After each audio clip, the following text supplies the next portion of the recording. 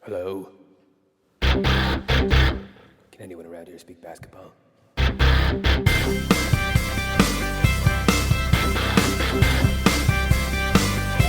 it is. It's the Confederacy of Dunks Basketball Podcast.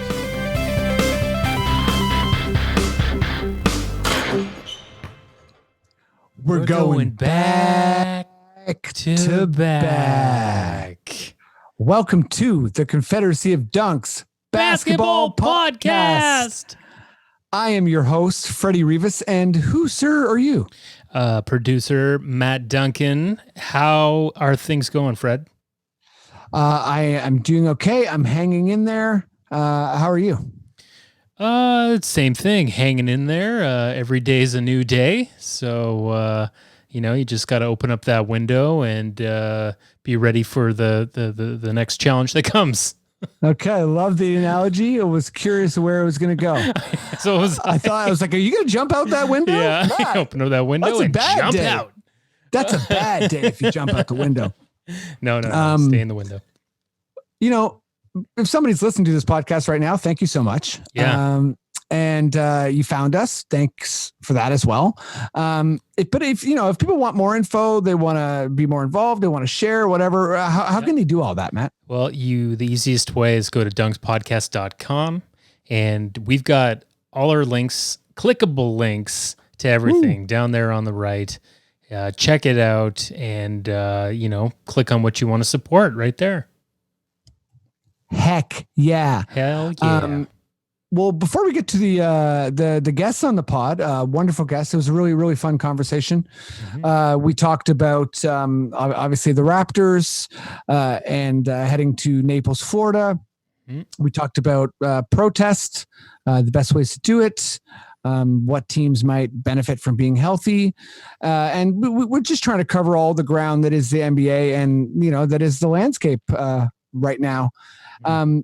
But again, we want to make sure that we're doing our best and we're kind of communicating to our audience what we care about. Mm-hmm. And one thing we want to focus on today is this issue of defunding the police. So it's something we believe in. It's something we don't think is radical.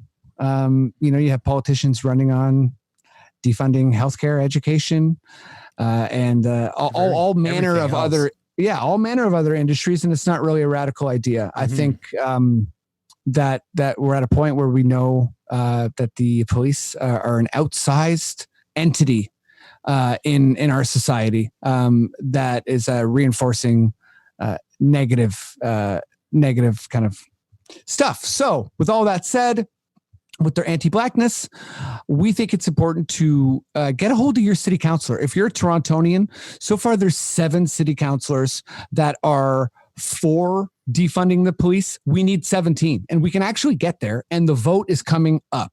So You need to call your councilor, you need to email your councilor, and this is a meaningful way for you to be an ally. This is a meaningful way for you to be involved. You're their constituent. They have to listen to you. Call them, email them, tweet at them. That's right. And make sure it's not generic too, right? Because those get filtered out and go into junk mail. Yeah. And we want to get everyone's opinions on the record. Yeah. Right. Because if you're against defunding the police, well, hopefully you don't get elected again. Mm-hmm. And that needs to be the way things go. Right. So I think the more we can hold our politicians accountable, the better. So, and that's a Toronto perspective. Yeah. If you're someone like me who has a councilor who is for defunding the police, you can call or email the mayor. So do it. Email John Tory. Call John Tory. Mm-hmm. And if you're not in Toronto, you have city councils too. You have a police force too. And you have people who have to listen to you. So let your voice be heard and let's fight. Yeah.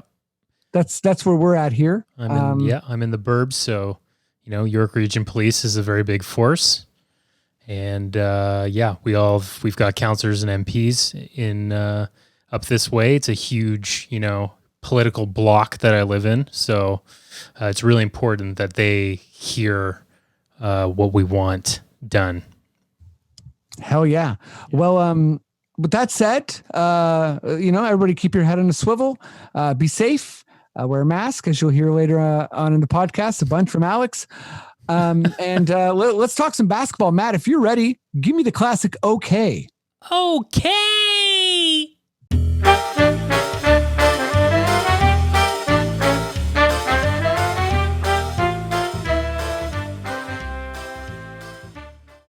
Okay, let's bring on guest number one.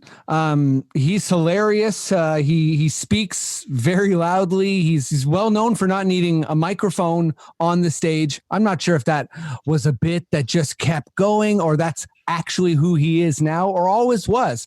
There's no mic in sight. Clearly, we're on Zoom. Give it up as loud as you can for Alex Pavone. Yeah, baby. Yeah, baby. Yeah, baby. Happy Parade Day, by the way. Thanks, man. Worst day of my life, bro. Worst day of your life? Worst day of my life. It was pretty crazy for me too. I got trampled in a crowd, but I'm okay. Why was it your worst day? Oh, I was in the front row. I slept over. Oh, yeah. Oh, okay. So similar. It's like a crowd thing for you. Oh, it was brutal, man. Yeah, that's pretty rough. I was right at the front, and then, I couldn't go to the bathroom for 15 hours. Yeah. That wasn't good. Sorry, that's not funny, but also when you said it that way, I looked at your face and laughed. So my bad. It was bad. It was not a great day. Okay, let's bring on guest number two here. I'm not sure if he had a good day on the parade, but he recently shared a video of him dancing when we won the championship. And it's just wonderful. It was I called it well-earned maniacal laughter, because he's dancing and laughing like a madman, and he deserved every minute of it. Give it up at home as loud as you can for Alan Shane Lewis.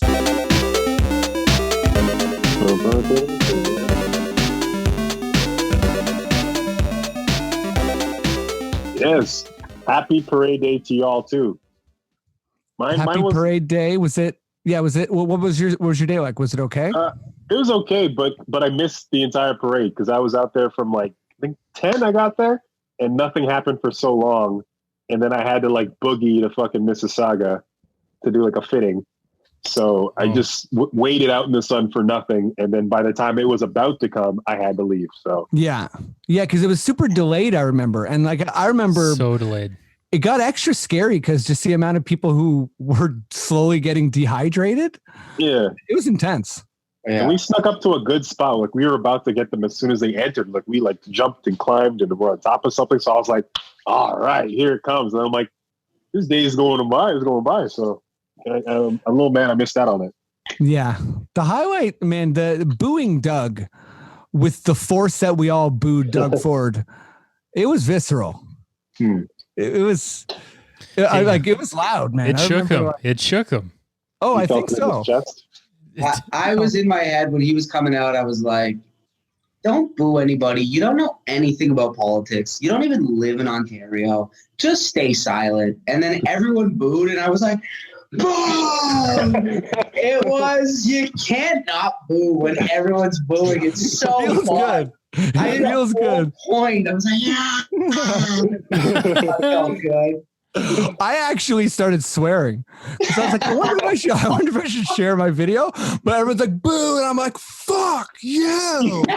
I'm going, and then I'm looking around, there's kids everywhere. And it's funny. I was so happy until that moment, but it was just he just brought out the well-known villain. And it was here we go.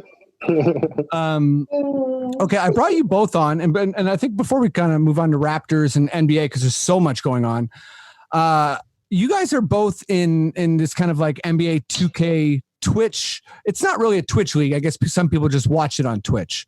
That's my old manness coming out. But basically a bunch of comedians organized this kind of league with playoffs.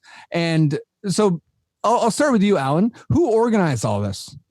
I actually don't really know. I think it's Patrick Hakeem, Barry Taylor kind of had that idea, and they kind of pitched it to me. So I just I want to get on this because I've always wanted to join one of those 2K leagues, but yeah, just never had the manpower to kind of join them. And I'm not going to join a stranger league because that's not as fun at all. And if you want to be in those leagues, you have to have fully dark circles under your eyes, stubble, maybe your mom walking in and out of frame.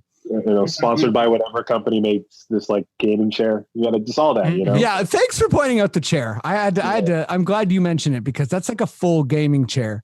Yeah, it's a Danwix. It's a pretty good chair. I'm not gonna lie. Danwix. I don't know. Is this Downwix? Downwix. Dwinks. Trying to sound like I knew something about it, but I don't. So. It looks cool. Okay, Alex, let me ask you. I'm just going to ask a bunch of like random questions about this league. So you two are in the finals, and we'll get to the finals in a second. But just like off the top of your head, and it can't be your own team name. Who had the funniest team name? Maybe I'm not. Can't be my own. Can't be your own. Yours is pretty funny though. I guess the Montreal NWO. That's pretty funny. Just because it's Patrick Hakeem and he's like full on middle-aged man, and he named his team after a wrestling alliance. Bro, you're married. It's over. Yeah, but the Attitude Era lasts forever, man. Of the NWO too, but privately. What did the court look like? It was like black and it was very like Hollywood Hogan. Wait, each guy gets to design their own court? Oh, yeah. You can just do anything you want. So in his thing, can like Sting come down with the bat? Like, no, you can't get that crazy. Okay, you could probably get like a picture of Sting and put him on the court if you wanted to. Okay, now we're talking. I redesigned my court mid-season. I had the big Italian flag in the middle, and then it was just too much, so I had to do the hard one. Wait, was it just like too much Italian pride, or was it kind of like the Brooklyn court, like it was bothering people? It was a bit of both. It was a bit of both, actually. See, I would have enjoyed to see that, the giant Italian flag. You were on the West Coast, buddy. Okay, yeah. So here's where I want to go. I love the detail in the organization here. So, Alan, back to you. How many like teams were in this league? There was 2 conferences. Yeah, 2 conferences. Yeah. And we filled out a what's it called, a division each. So there's about 10. There's 10 players in the league, and only 4 on each side made the playoffs, which I found interesting. So wait a second. There's 10 teams in total, and 8 teams made the playoffs. So 2 people didn't make the playoffs at all. Yeah, they lost to computers. So I'm joining the league for this next go around, and that's for sure me. I mean, I'm just hoping that it's not like full blowouts, or maybe I can draft Dexter Pittman because like I'll give somebody a clothesline if they get too hot. Like, hey, 289, put him in the post. You might get some work done. Yeah, like can people? Okay, I'm just gonna keep going back. So, Alex, can people get injured? Yes. Oh my God, this is amazing. I was playing Adam Christie in the Eastern Conference Finals, and Gilbert Arenas had the 91 Gilbert Arenas rated 91. So he was on the Wizards, I guess, in 06. That right. Arenas. He had nerve damage in his elbow, and after every release, he'd be like holding his arm, running down the court. Christie was livid. So he got like tendonitis mid-series or something? Nerve damage. Yeah, so he's like first game. Who's the Raptor? Landry Fields. So he got the full like Landry Fields like. Dude, oh man, that's crazy. Yeah, but unlike Landry Fields, I'm pretty sure he scored points. He was getting buckets still. They were still running the offense through him and his bad elbow. Hey man, unconscious Gilbert is fearless. Hibachi. Hibachi, man. Alan, who was the hardest cover as a single player in the whole league? Like who used, I don't know, Shaq the best, or did someone have Stockton and they're like, oh my God, the pick and rolls are too clean? At first I thought it was Damian Lillard with Keith Pedro, just because he kept doing step back jumpers and he's got like inside finisher. And the way I was playing him, I was off balling with Yao Ming. So I was like, oh, I'll get a swat. And Damian Lillard kept bodying Yao Ming, doing these crazy layups. And I was like, this is ridiculous. Yeah. But it turned out to be Pavone and Jordan because there was nothing I could do. You can't do anything if you got Jordan. I was like trying to do off ball double teams, but as soon as I moved, this guy would swing the ball in such a way that he has like 5 3-point shooters on the floor. Yeah. Jordan was shooters. Yeah. And then Penny Hardaway was either bodying somebody and Chris Webber was just knocking down threes like it was no one's business. I had Johnny Stockton too, buddy. Yeah. and Sabonis. Papa Sabonis. Yeah. Whew, Sabonis was giving work. Wait, you had OG Sabonis, like giant head Sabonis? Giant head. Giant Lithuanian head Sabonis. So good. Such a good player. Like, yeah, I don't know how you beat Jordan. Maybe you like, if you can download, if this is like the, Animal Crossing style, you can download photos and like put stuff on the court. I don't know, like put like a bunch of baseball bats, cigars, different things that might distract Jordan. Yeah, no, I should have just been making bets the whole time. Like, I bet you can't make that. I bet you can't make that. Just, get him out of his game. But yeah. Didn't work. Didn't have enough time. Okay, so let's go to the finals here. First of all, so the finals, was it 7 games? Like how long are Alex, I'll go to you. Like what's the parameters of the games? Are they like 5-minute quarters? I think they're 5-minute quarters, right? There's 6. 6-minute quarters. 6-minute quarters. Yeah. And yeah. You won, Alex? I won 4-2. Yeah. 4-2. Okay. So it's a 6-game series. One of those games I didn't deserve. It was like, I don't know what happened exactly. Like I had a glitch. There was a glitch on my end and I snapped. Wait, like a Wi-Fi glitch or like? I was up 4 with 7 seconds left. My TV glitched and it was tied. And he somehow shot a technical to win with 0.7. Yeah, it made no like. I was like, I like if you heard, I gave up the game. I was like, fuck this. This guy won. I'm fucking done. I was like, just talking about my loss. Then all of a sudden, Yao Ming just had the ball, and I was like, what? And I just threw it in. And then all of a sudden, then you called it the extra timeout thing, and then it was just like, what? And I was like, what happened? It took me a second to kind of gather what was going on because I was even myself. I was just like, wow, I deserve to lose, but I'll take it. Expect the unexpected, Freddie had a baby, named him after himself, and never missed a shot again. That was my baby. That was my baby moment. Yeah. Yao Ming reappearing out of nowhere is your baby. Was Jordan? Was there it wasn't close? Jordan was the MVP of the series. Oh yeah, he dropped 52 in the closeout game. So Alex, what does it feel like winning with Jordan? Were you like, hey, somebody should have drafted him first? Yeah, Jordan Foisey made a terrible, terrible mistake by taking LeBron first overall. And then the computer took Duncan second. And I was just, I had the 3rd pick, and I would have been an absolute fool to not take Jordan. 99 Jordan? The guy's unstoppable. Yeah. So wait, what's his, so the older players, do they average them out where they think they might be in the 3-point era? Like if you pick, I don't know, if you pick James Worthy, can he shoot the 3? Or is it basically anyone prior to the 3-point era can't shoot? It's like the best year that they have. So that's the year of all the stats. Yeah. Jordan, I think Jordan because his 3 was 80 something. Yeah. Yeah.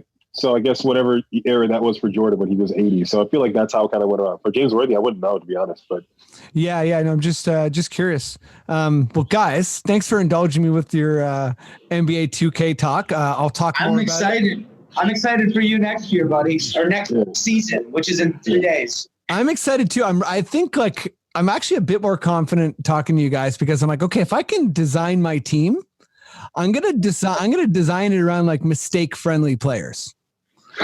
Like, you know what I mean? I'm not gonna people who need finesse, because I've been playing the 2K game like a lot, and I still, the dribbles not so much. Like I'm not great at the one-on-one moves, but I've gotten pretty decent at running plays. So one-on-one moves aren't as you don't need those as much as running plays. Running plays as much, you need that more. I think it's definitely more important. Good, because I've tried to do a Euro step for a half hour straight, and then I threw my controller out of pillow. Because it's hard. The game kept being like, do this and this, and I'm like, I'm doing that. and then I lost it. But it was like 3 p.m. I hadn't had breakfast, pandemic style, so no worries. But can I ask you something? What was the off-ball screen 3-point shot thing that you were running? What was that? Inquiring by one. Oh, is this trade secrets? Alex, give it up. Which one? There was a play, you put it into like the elbow, and then you'd have an off ball screen off to a guy in the corner for a 3-point shot. Oh, yeah. When the two guys would set a pick on the side. Yeah. I don't know. That was just an automatic play. Oh, okay. Because I was like, damn, that's like I had to literally switch up defensive settings. I was like, all right, switch on everything. That was that first game. I hit you with like 3 on those ones. Steven Jackson, that fucking weasel. The worst thing about Steven Jackson, it looks nothing like Steven Jackson. No, it doesn't. It's like this is a generic, not even like generic black guy, because it's a very interesting face that just doesn't look like nothing like nobody. It's not even like middle of the road black guy. He's just like his body's not the same. Yeah, it's just shaped weird. That's weird because I feel like Steven Jackson's a pretty damn famous player, and he is. like I mean, actually, oddly enough, Thomas, who my little brother always listens to his podcast, will recommend YouTube videos, like basketball videos, like fun rabbit holes, and he sent me down a Steven Jackson rabbit hole like a couple days ago. And it's like that guy had such an interesting, cool career. You know, won a ring with the Spurs, was obviously part of that amazing G-State team, was a part of the incredible Indiana Pacers team. Yeah. And probably a lot more that I don't even know. Mal's at the Palace. Oh yeah. Oh yeah. Oh yes. Oh, is that why you did that, Alan? Yeah. No. Yeah. He's good. Yeah. No. But Alan did a fist gesture, and I thought it was I actually interpreted that as like "Go Spurs." You know what I'm talking about? Give it a fuck. Hey man, I know Alan gets really jacked when you talk about the river walk and like just the ebb and the flow of the San Antonio barbecue season. It's a small town, but they come out. You know what I'm talking about? They do, yeah. The Alamo Dome is filled with bats, but let's sorry, I don't even know what that is. Let's do a little bit of Raptors talk. Maddie, I don't know if you got a Raptor sting, but if you got something, give it to me, baby.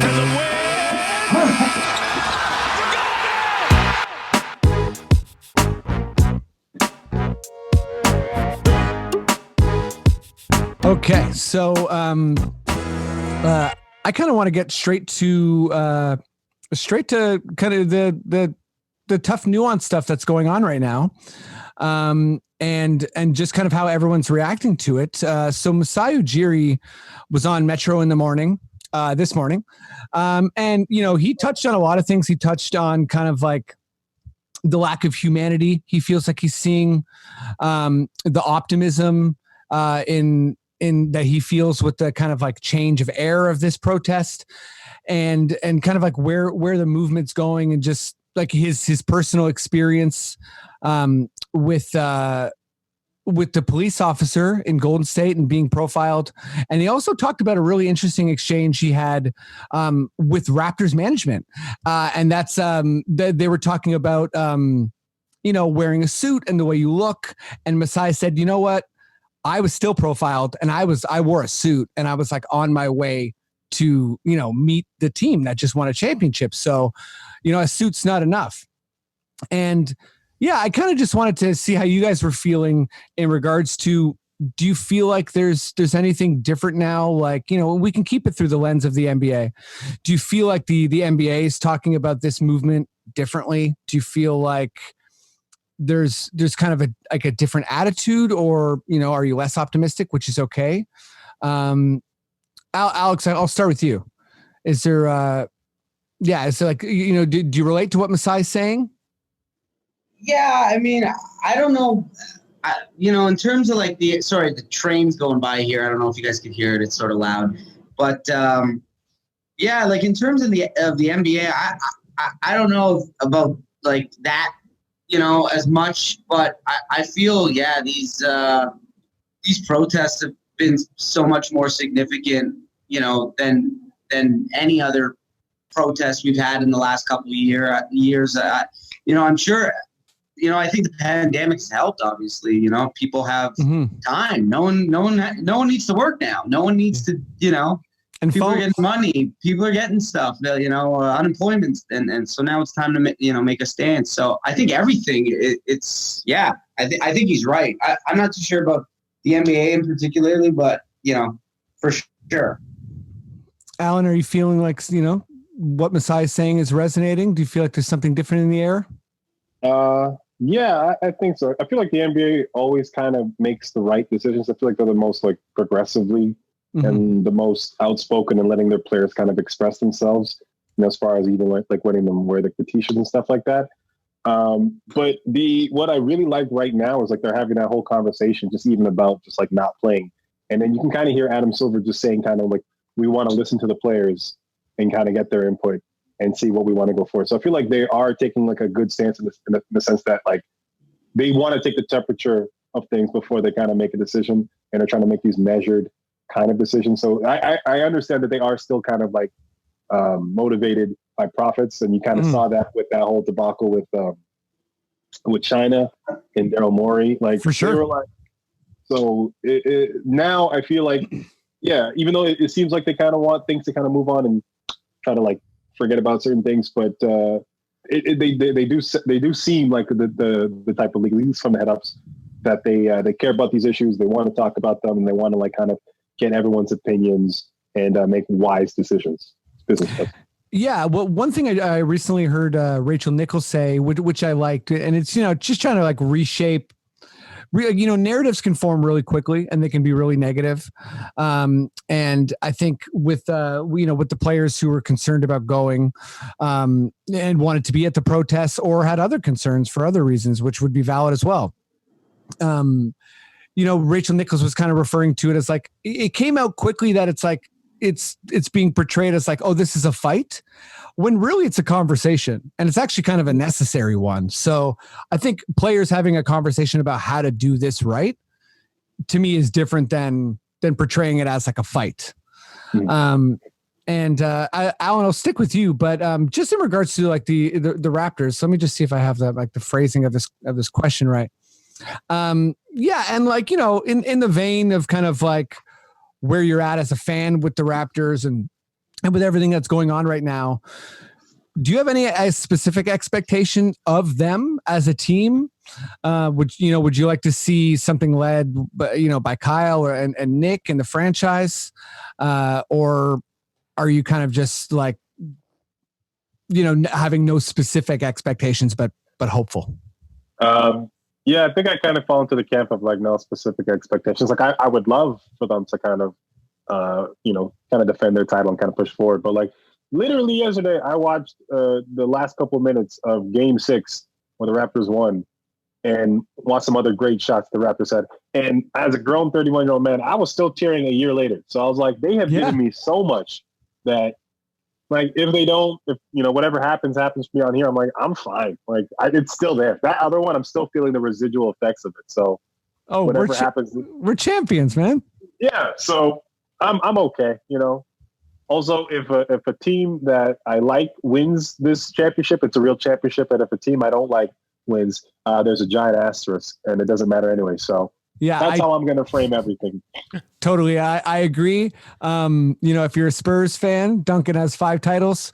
If you're not, you have 4.5, Yeah. Alex, is there anything like you're expecting from the Raptors? Like, I mean, like when I first presented this question, I kind of like, I feel like we covered it a bit as like kind of what we're expecting in terms of like hopeful, like, do you want them to, would it be nice for you if they kind of like protested in some way or kind of like did something symbolic? And then just in general, like, what are you expecting?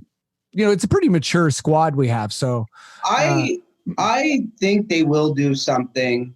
I am hoping they do something outside of basketball, and they do have some sort of, whether it's a protest or whether it's, every team perhaps has their own, way to, talk about the Black Lives Matter movement or something like that. That would be fantastic, because the 3 months being off it's weird. It's weird that we're gonna go back to basketball with like a short training camp. You don't want to see anybody get hurt, especially older guys. They're probably like more they could be injured and stuff, and no fans. Like, what home court is that going to play is that going to do anything? So like Alan said, I think if a team that I think doesn't deserve to win wins, asterisk on that team. 100%. If it's like the Bucks, the Lakers, the Clippers, the Raptors, I'm going to be like, that's championship. That counts.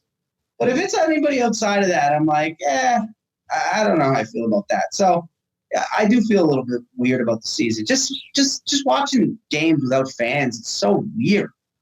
So weird. Yeah, I watched. Well, you're watching soccer too, and just seeing those empty stands with the fake noise, it's really distracting. I'd rather it was just no noise.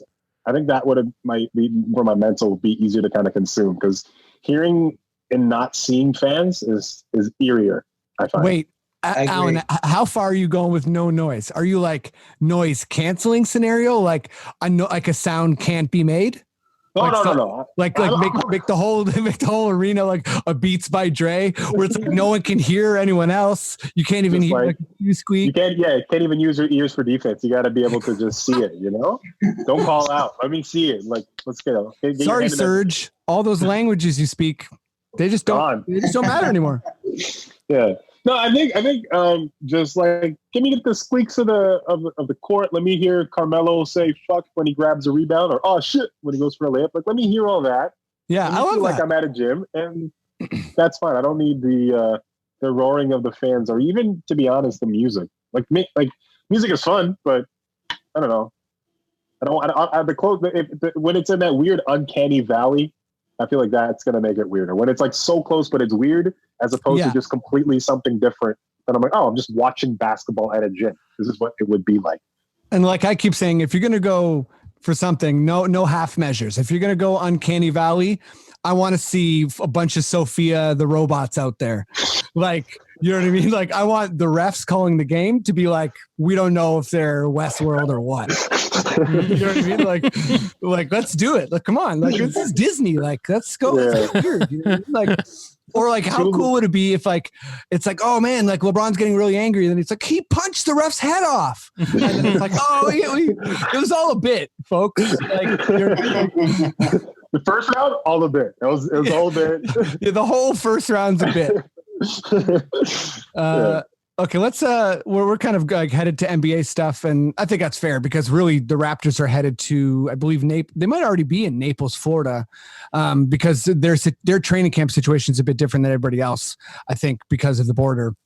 So they got to get down there and kind of like be together already, which they might be. But yeah, anyways, with that said, we'll learn a lot about kind of Raptor stuff in the coming weeks. But right now, there's still a ton of stuff going on with the NBA. So let's move over to the NBA. Matt, I don't know what stings you got there for me, but if you got something good, give it to me. National Basketball Association. Oh my God, seeing you do that's wonderful.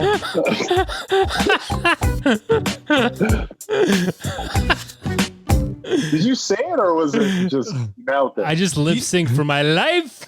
The best part. You say. Oh my God, the best part, Matt, was that I thought, like, I was like, wow, he's really like capturing the spirit of the voice so well. But I'm like, oh, he recorded his own voice. This is good. It definitely changes like the sound Foley angle to what you do, Matt, but we're in a different territory. Okay, let's actually, Alan, I'm going to stick with you. And I think I'm not even sure how I feel about this question, because I feel like it's very much evolving and has a lot of different equally valuable takes, but I'll just put it plainly to you. Do you think that the media is being fair with Kyrie Irving? Yes and no, because Kyrie is a loose cannon most times, and I feel like his reputation is catching up to him. But like, where did that reputation come from? It's from him. But with this newest scenario, I don't think they were. I think they kind of overstepped, and they were reporting on just like off one source, and everyone was just kind of sharing these things and not really kind of getting the full grasp of what Kyrie Irving was trying to say. And it is frustrating for him because like he just kind of wants to express himself, and it feels like he can't. But in some ways, I can kind of see how he's painted himself into a corner. You know, once you talk about the world is flat, like you kind of lose credibility in a lot of things. Like people are going to start talking to you about other things, so they're going to like look side eye when you kind of, you know, they're not going to give you the benefit of the doubt a lot of the time. So yes and no in that sense, I think. Yeah, my first feeling, especially with the kind of like Adrian Wojnarowski, you know, Kyrie the disruptor, especially when there was other players involved. We're talking Dwight, Lou Williams, Carmelo, but a bunch of players kind of, having similar concerns. And yeah, I thought that even if he was the most prominent voice, to use the word disruptor and to kind of get the word out that it's like, this is his initiative, as well as kind of like focusing on the fact that, I don't know, like that Kyrie is injured and just kind of like those subtle details. It's not as if they're not true, but I totally agree with you that it's hard to come back from a flat earth, but you can, there's multiple truths. You can be correct on one issue and incorrect on another, which I think is the case here with Kyrie. Yeah, Alex, what's your kind of take on this Kyrie stuff? Well, anytime ESPN reports about it, I'm like, it's sort of a wash because that's ESPN needs the NBA, right? They're going to have like the contracts with them and ESPN's not really, right? So they're obviously going to, make Kyrie look like an idiot and make him look like a baby and stuff like that. Well said. I don't know why I didn't connect that. Of course. Yeah. The ESPN is like all signs go towards the NBA. So yeah. Exactly. And I actually think Kyrie's aside from the flat earth thing, which it is hard to, put that aside, but I think he's a pretty well-spoken, smart, caring guy. He is selfish too, but like that stuff with the China stuff that happened earlier this year, he made some, some great points.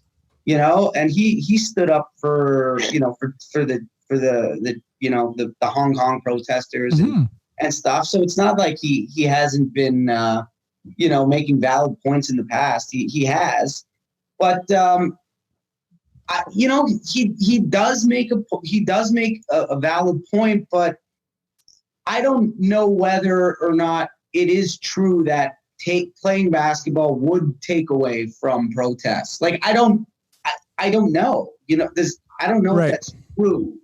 So, yeah, the proof in that is just difficult to like really measure. So, and it does look bad for him because sure, he's not playing, his team's not in it, Durant's not playing.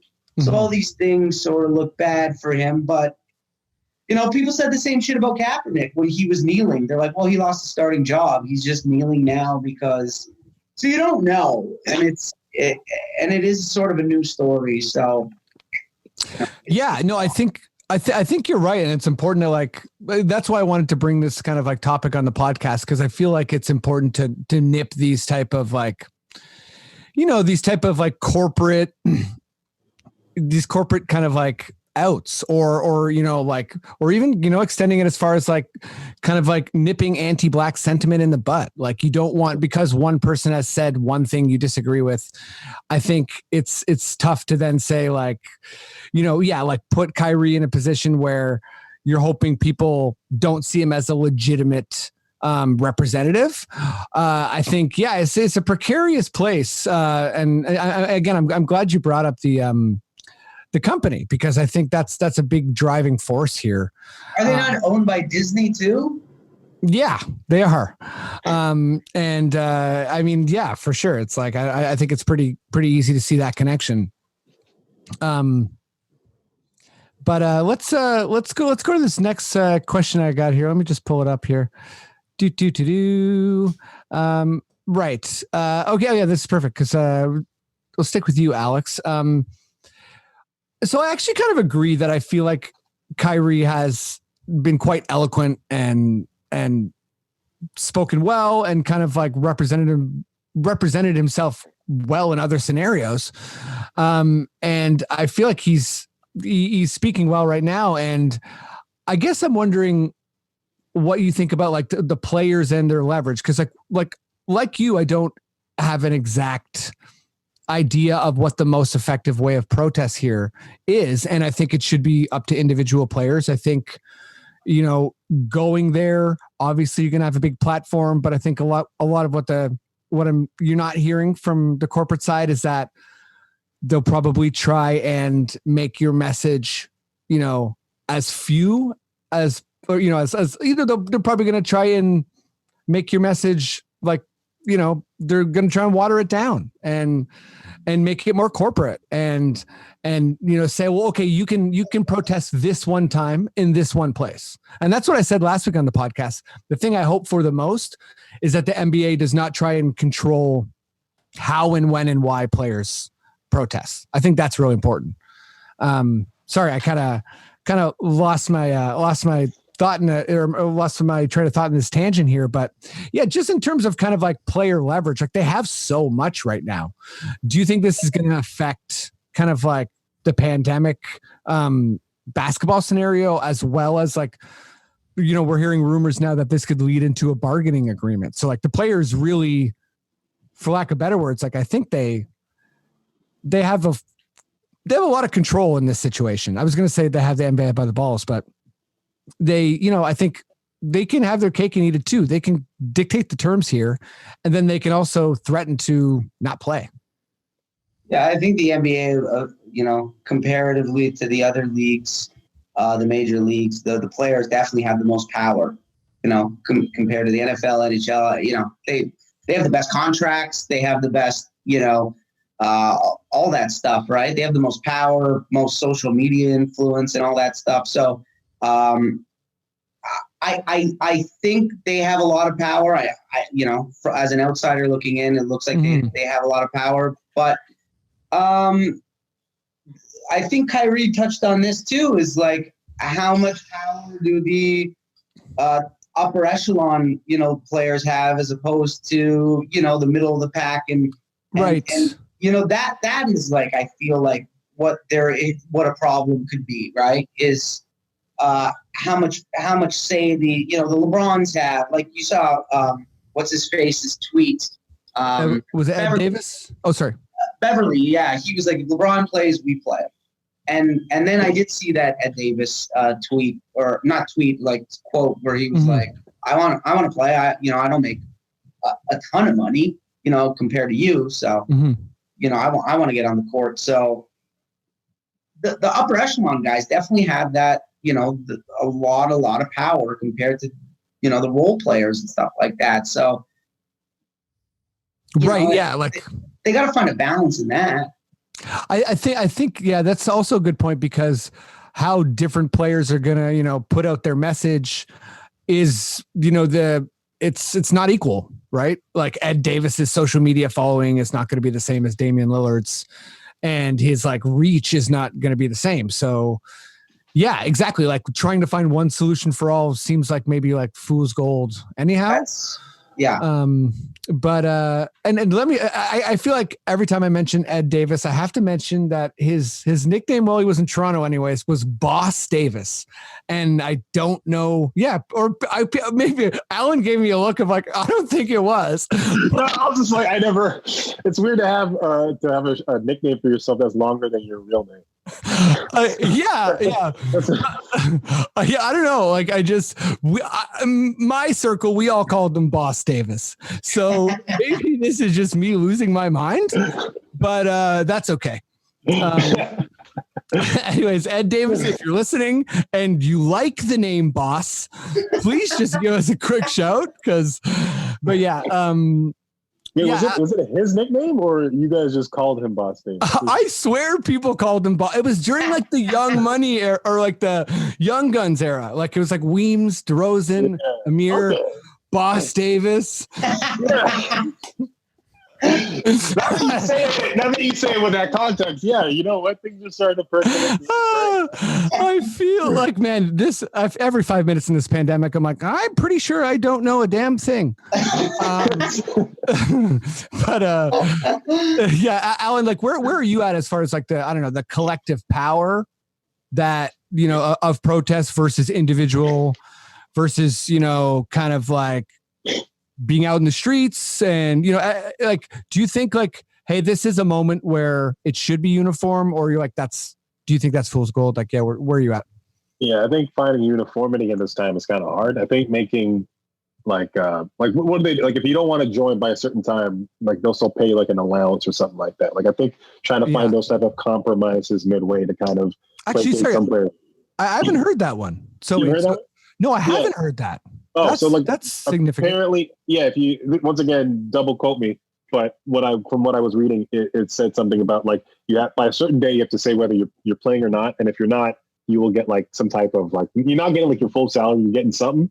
So good for the NBA PA for like kind of that's not bad.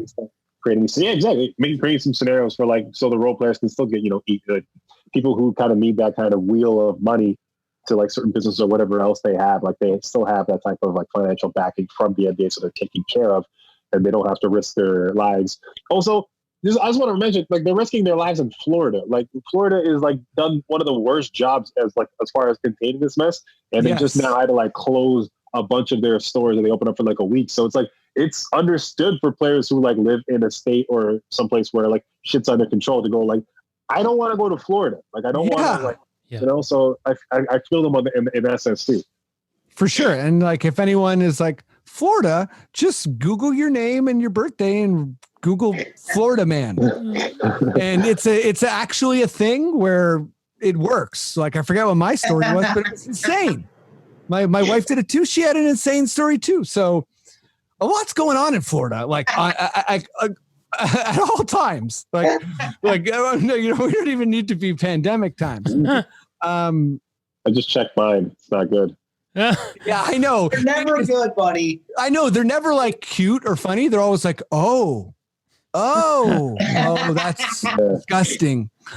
Like it's you think sometimes you'd be like, oh, maybe this Florida man will be like, like a jokester. Oh yeah. Alan just texted his, and that's actually a pretty calm one. Yeah, it's mine wasn't. You know what? I'm just gonna move on because I was like, there's no nice way to say mine. But Alan, let's stick with you here for this last question. Just a random thought. What team do you think benefited, of the 22 teams that are coming the most from just healing up, or like health wise? I think for some reason in my head, I think the Clippers are going to come back stronger. Because it's like a shortened season. You've had both of those guys given the rest off that they needed, and and I'm pretty sure they've kept in communication and kept that kind of cohesiveness over this break. So I feel like it was what the Clippers kind of needed to kind of step themselves up and solidify, because like you can catch them slipping early in the season, and it happened often from like the Kings and teams that you wouldn't expect it to happen from. So maybe now, given more time, a little bit more focus, players have healed up. So I feel like they might be, the one to kind of really benefit it the most from all this. I absolutely hate how right you are. Yeah, I don't want it either. Because if Kawhi wins the chip there, it wasn't us. A big part of and for anyone who listens to this podcast, like pre-pandemic, a big part of my whole logic regarding the Clippers is that the team they've built is perfect if you were able to directly transport them to the playoffs. But that team was not perfect for a regular season, and people were getting injured, and their record was showing. Like, they had the fourth best record in the league, which is okay, but they were set to have, extremely difficult playoffs with health issues. Paul George, double shoulder surgery. Obviously Kawhi, I guess life management. Yeah, life management. I was going to say load management for his career, but he's kind of on a life management routine, which is fine and healthy, I feel like. But Alex, where are you at for who's the best rested playoff team? I'll step away from contenders because I think Alan pretty much nailed that one. I think so. I think the Pelicans, just to be in the picture of getting in the playoffs, they just benefit from having Zion and the league sort of, going, how can we make drama before the playoffs? Let's see if we could even get Zion in the playoffs. And then already that team's young. Anybody who's young coming into this is going to be much more suited than the older teams. You're going to have a short training camp. And when you're a younger person, it's just easier to get right into, competitive basketball quicker. Your body's just more ready for it. It's going to be tough being, even like LeBron, man, like he's a monster, but like 35 years old and then going right back into high intensity basketball after a layoff. I'm sure he's lucky he's got a gym at his house and shit, but not everybody has that, that benefit. So it's going to be tough for the older guys. Yeah, for sure. Like, I think, and the Sixers, but I hate them. So I'm not gonna... Oh yeah, you really do. I don't like the Sixers either, but you hate them, which is fun. I hate them. Yeah, you hate them good. They sort of are gonna do good too, those stupid assholes. Yeah, they'll benefit from health. My answer was going to be the Rockets, because I felt like they, guys like PJ Tucker, they got a lot of people who do very specific things, and clearly James Harden is not like Kawhi and doesn't really, or D'Antoni, or something about Houston. They don't seem to understand like how to rest their players properly. And D'Antoni's like, I'm only ever going to play 6 guys at a time. I don't know. It's tiring, I think, to be a Houston Rocket. But the real reason is because I think Daryl Morey is insane. And I think that he's used this time to scope out like every valuable possible center that could legally be added to the squad. So we're going to be like, oh, Houston picks up like blank center on like for their G League team, and therefore can convey that. Like, it's going to be something weird where everyone's going to be mad, and I don't know. I feel like they're going to end up with like Collins or something, and they're like, wait, why do they get a really good center for the playoff run? But I just think Morey's going to do something crazy. That's where I'm at. Okay, you know what? I feel like sometimes I finish strong, sometimes I peter off. Right? That's life, It was so strong. I'm like, I can't add to that. I think you made a good point. I didn't know what else to do. Hey, I think when you can see yourself on Zoom and your face gets like more and more sweaty, you're like, honestly, shit's going down. Okay, let's finish this off with some quickish questions. You guys want to do some quickish questions or what? Yeah, baby. All right, Maddie, give me that quickish question sting. Quickish Questions.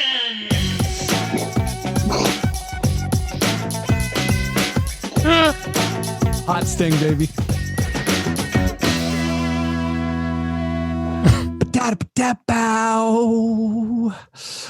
Okay, Alex, Matt, Alan, you guys know how Quickish Questions works. I am going to read these questions as clearly as possible. I will stutter. I will slur.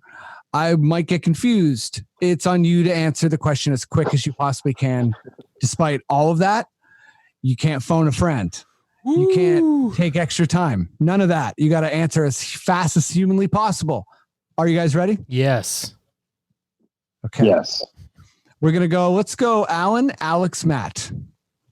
Okay. Okay.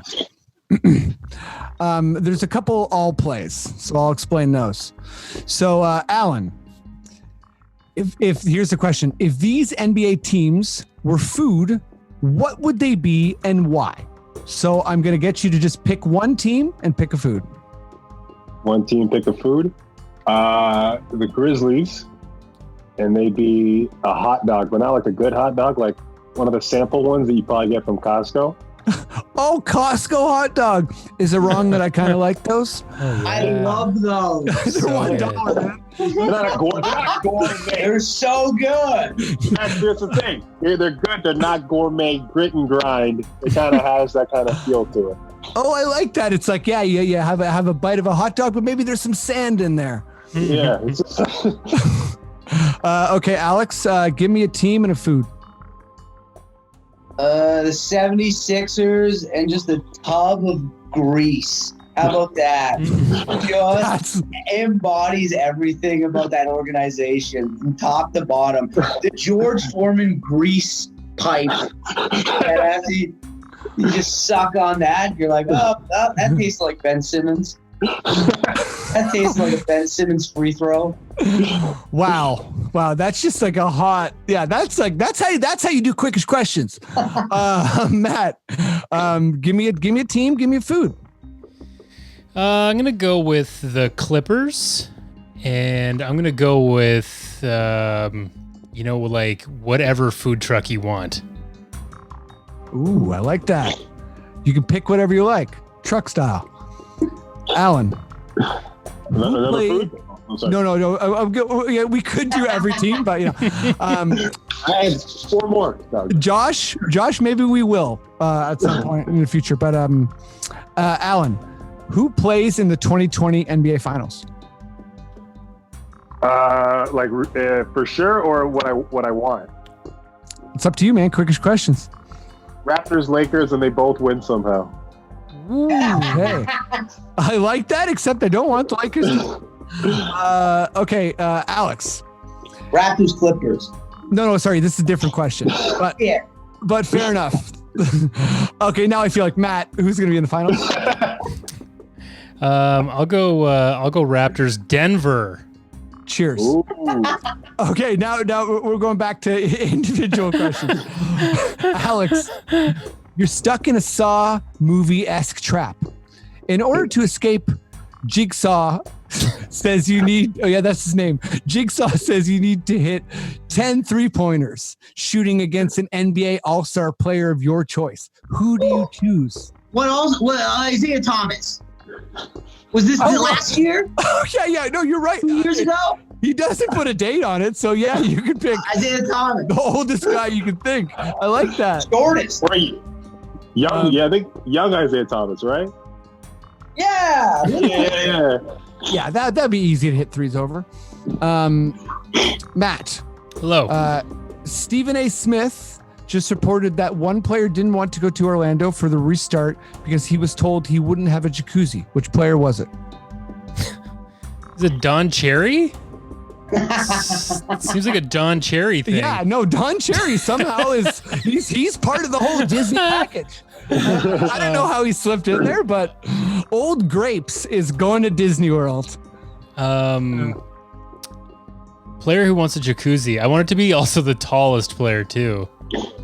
So Boban? Yeah. Boban. Yeah. Boban Like, we can wants a get you a jacuzzi, we just can't get one that fits you. Just for your shins, Boban. Sorry. Foot bath. Okay, Alan. Other than Chris Boucher, which Raptor uses the water slide the most? Terrence Davis.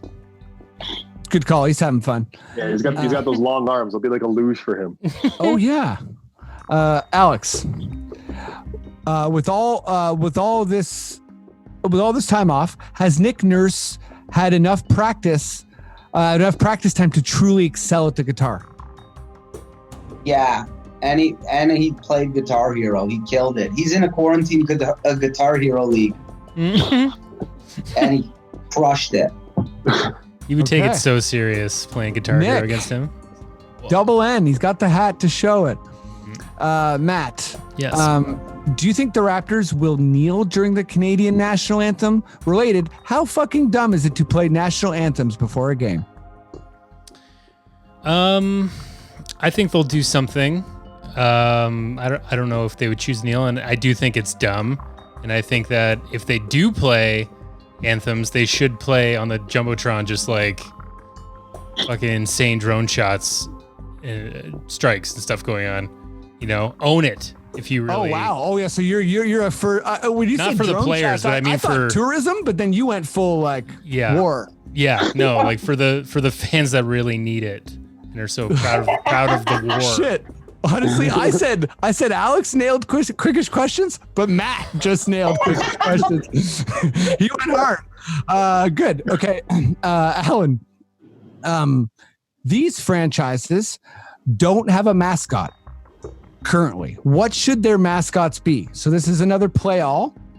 The Nets, RIP the Brooklyn Knight, is in this comment. So I guess the Brooklyn Knights not doing anything. So what should the mascot for the Nets be? It'd be Nathaniel Net Jr. He's just a giant net, a sentient net with a giant rim for a mouth. Oh God. That sounds great. And honestly, we got King Cake Baby doing stuff, so that's not that scary either. Okay, Alex, Warriors, and it also says R.I.P. An orange version of the Brooklyn Knight. Just like a nerdy tech dude, Ned the nerd, and he just goes around and he fixes people's phones during full timeouts. That's good. That's good. I like that. Like a full loser. A full-on loser. Matt, Lakers.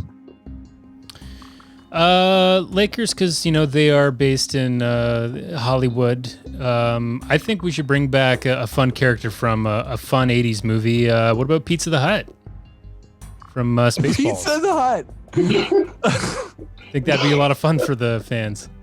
I think so too, man. That would be hilarious. Okay, last team, Alan, the Knicks. The Knicks. What's the mascot for the Knicks? An upset fan booing his own franchise. Yep. Yeah. Just sitting there. Yeah. Like, don't do some jumps. And he's just like, fuck it, why, That's good. Or just like a stock trader, head and hands. Yeah, that's good. Okay, Alex. Gasol looks like he lost a lot of weight. Does losing the bulk hurt his ability to defend in the post if the Raps play Embiid in the second or first round? Yeah, it does. He needs a little bulk because Embiid's got that fat ass, and you need a bit of a little pancetta, as we call it in Italian, just to absorb that big booty when he's backing it into you. Pancetta. You can't be skinny. I feel like I'm going to be canceled for the word pancetta. Like, I feel like it's not what you say it is, and we're all in a lot of trouble. I actually don't know. You might be in trouble, bro. Yeah. Yeah. Okay. Matt, what movie would have been better if Shaq were cast in a lead role? Speed, Jurassic Park, or Mission Impossible? Ooh. I'm gonna say Speed. Speed? Yeah. Yeah. I like it. I want him on that bus. I want him just like a regular patron, trying or to is keep he it like above 50. Is he the old lady who's like, I'm going off the bus? No, he's starring. He's got to be the Keanu role, right? Yeah, that makes sense. He can't just be. Yeah, he's Shaq is an extra on the bus. What pretty good though. What if he's Dennis Hopper's character? Oh yeah. Yeah, you'd be good as Dennis Hopper's character for sure. Okay, this is the last question, but Alex, you get to answer it too. So, Alan, you first. When the Raptors lift the Larry O'Brien Trophy at the end of all of this, does the weird season augment or detract from their victory? No, we celebrate it. This is the regular season. They were the best team that won it, and you can't tell me any otherwise. God damn it, right. Alex, does it augment or detract? It's the greatest run in the history of sports if they win. They took 3 months off and they won. It's incredible. Totally. Who else can do that? No one, and I do expect Gasol to chug an even bigger bottle of rosé. Guys, that's the pod. Thank you so much for doing it. I love you both. Yeah, be safe. Well, I'll jump to you first, Alex. During this whole pandemic and with everything that's going on, we've been offering people, if you got anything going on you want to plug, cool, or if you just want to say something to the world. And not that word. Don't say the word again. I have nothing going on except the NBA 2K Season 2. And, just respect everybody. And for God's sakes, wear a mask right now. What are we doing? There's people that think this pandemic is over. It's not. Jesus Christ, wear a mask. Cheers. Alan, is there anything you want to plug? Anything you want to talk about? Sorry, go ahead. I just want to say the pandemic is over. Don't wear a mask.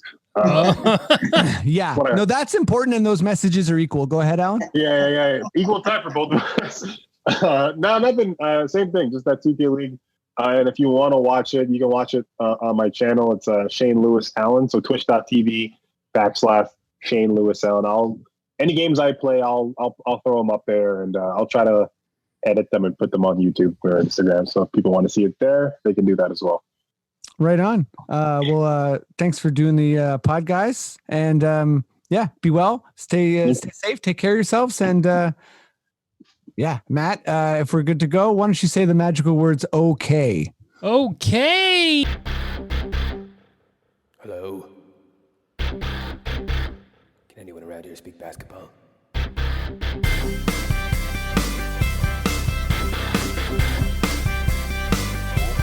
it is. It's the Confederacy of Dunks Basketball Podcast.